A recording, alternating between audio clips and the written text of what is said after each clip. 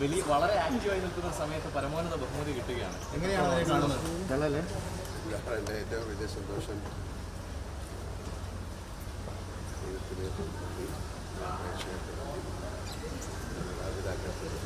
രാജ്യത്തിന് ആ ചോരയ്ക്ക് അല്ലേ ഒരുപാട് സന്തോഷം. ഞാൻ നിങ്ങളെ കാണുന്നുണ്ടായിരുന്നു.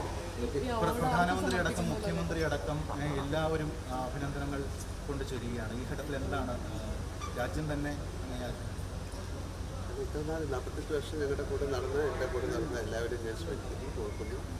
അവരുള്ള സ്നേഹവും പ്രാർത്ഥനയും ഈ അവസരത്തിൽ പ്രേക്ഷകരോട്, എൻ്റെ കൂടെ സഞ്ചരിച്ച ആൾക്കാരോട്, എന്നെ ഞാനാക്കിയ മലയാള സിനിമയോട്, തീർച്ചയായും മലയാള സിനിമയ്ക്ക് കിട്ടിയ ഒരു അംഗീകാരമാണ് മലയാള സിനിമ. മറ്റൊരു ലെജൻഡായ മലയാളത്തിലെ മമ്മൂക്ക താങ്കളുടെ ഏറ്റവും അർഹതപ്പെട്ടതാണ് ഈ പുരസ്കാരം എങ്ങനെയാണ്? തീർച്ചയായിട്ടും അദ്ദേഹത്തിൻ്റെ മനസ്സിനോട് അദ്ദേഹത്തിൻ്റെ വലിയ മനസ്സിൽ മലയാള സിനിമ. ഓക്കെ, അടൂർ ഗോപാലകൃഷ്ണന് ശേഷം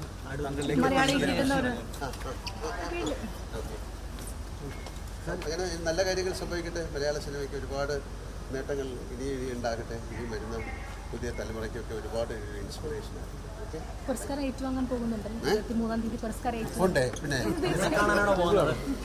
ഞാനങ്ങ് പോകട്ടെ, പിന്നെ എടുക്കാം.